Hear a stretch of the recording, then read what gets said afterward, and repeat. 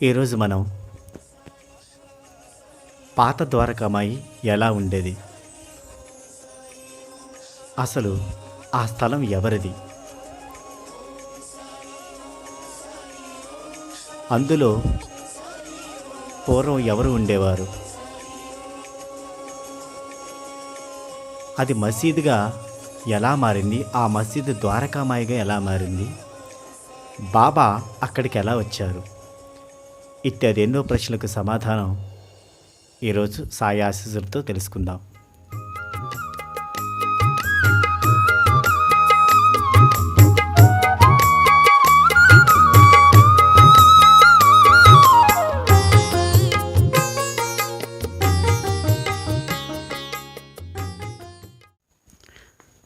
పూర్వం షిరిడీ గ్రామంలో పేరు కూడా ఒక్క ముస్లిం ఉండేవాడు కాదు. వేప చెట్టు ముందున్న ప్రదేశం నుంచి గ్రామ పొలిమేర దాకా ఆ స్థలం మొత్తం గోండుకర్ పాటిల్దే. ఇప్పుడు ద్వారకామాయి ఉన్న ప్రదేశంలో పాడుబడిన 3 గదుల ఇల్లు ఒకటి ఉండేది. అందులో పశువుల్ని కట్టేసేవారు. ఆ ఇల్లు ఒక పశువుల పాక. ఆ స్థలం కూడా గోండుకర్దే.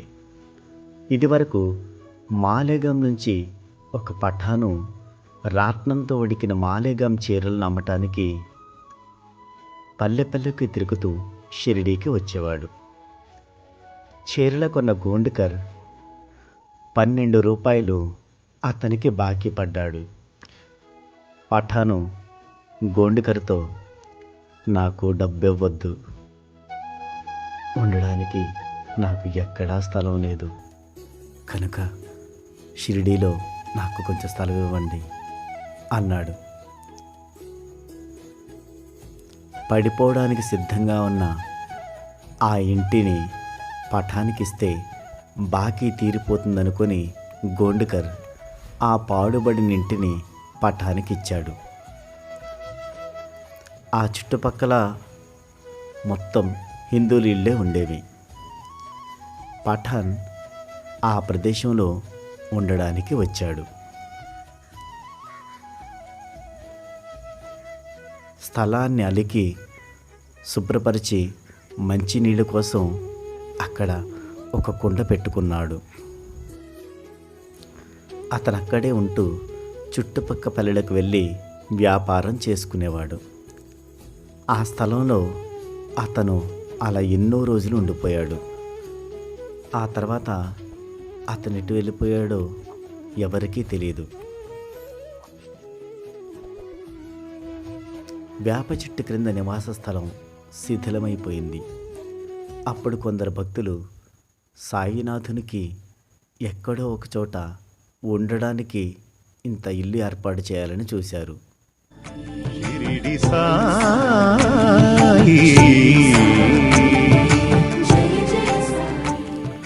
గ్రామంలో శిథిలావస్థలో ఉన్న 3 గదుల పాత ఇల్లుంది. అందులో ఎవరూ ఉండడం లేదు. కాబట్టి సాయినాథుని అక్కడికి తీసుకువెళ్ళాలని నిశ్చయించుకున్నారు. సాయినాథుని తీసుకొని భక్తులు ఆ ఇంటికొచ్చారు.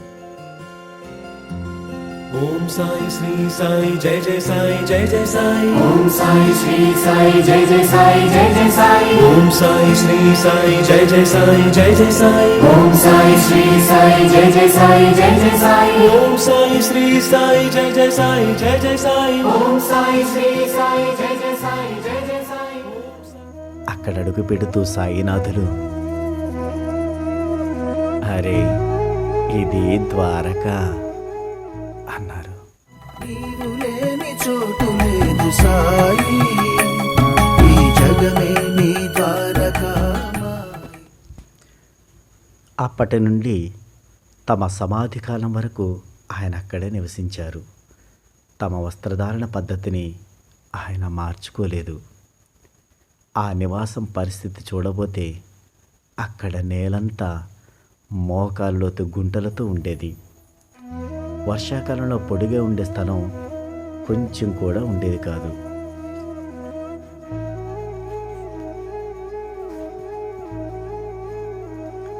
సాయినాథులు తమ నివాసాన్ని ఎంతోసేపు అలికేవారు. ఆ స్థలంలో సాయినాథులు అడుగుపెట్టడంతోనే దాని అదృష్టం పండింది. అంతకుముందు చెత్తా చెదారంతో నిండి ఉండే ఆ ప్రదేశం దశ తిరిగింది. గ్రామంలో తిరిగే బక్క చిక్కిన కుక్కలు పొరపాటును కూడా వెళ్ళని ఆ ప్రదేశానికి ప్రజల రాకపోకలు మొదలయ్యాయి.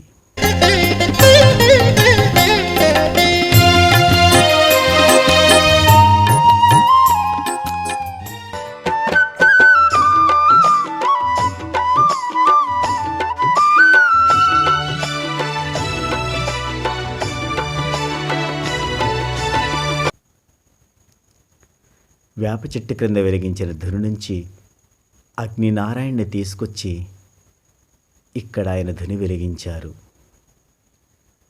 అది ఇప్పటి వరకు ఆరిపోలేదు. 100 సంవత్సరాలు మించిపోయినా ఒక్క క్షణమైనా ఆ ధుని చల్లారలేదు.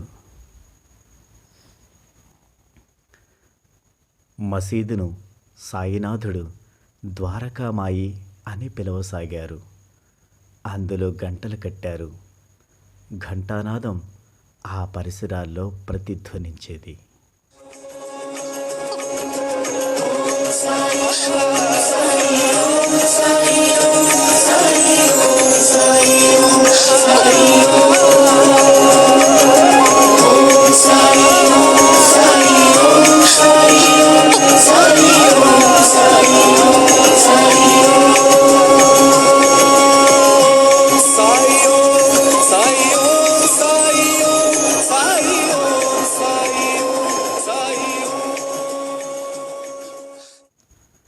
అయితే గోడుకరిది 3 గదుల భవనం. అందులో పశువులు కట్టేసేవారు, పాడుబడింది కాబట్టి. అలాంటి భవనం మసీదుగా ఎలా మారింది అనేది ప్రశ్న. అయితే ఈ విషయం అనేది షిరిడీలో ఎవరు కూడా సరైన సమాధానాన్ని ఆ రోజుల్లో కూడా చెప్పలేదు. అయితే దీనికి సంబంధించి పఠాను ఆ పాడుబడిన భవనంలో ఉండేవాడు కాబట్టి, అతను వెళ్ళిపోయాడు కాబట్టి అది మసీదుగా మారి ఉండవచ్చు. అంటే అక్కడ ఆయన వాటికి సంబంధించిన నమాజు కానీ అవన్నీ చేసి ఉండవచ్చు.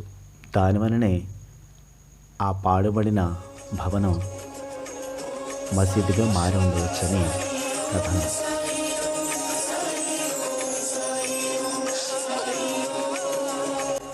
ద్వారకామాయిల బాబా హారతులు సాంప్రదాయం చేయించేవారు. శ్రీరామ విజయం, విష్ణు సహస్రనామం, ఏకనాథ భాగవతం ఇలా పరమ పవిత్ర గ్రంథాలను పారాయణ చేయించేవారు. నిర్గుణ స్వరూపమైన నెంబారు ద్వారకామాయిలో ఉండేది. బాబా ప్రతినిత్యం దీపాలు వెలిగించేవారు.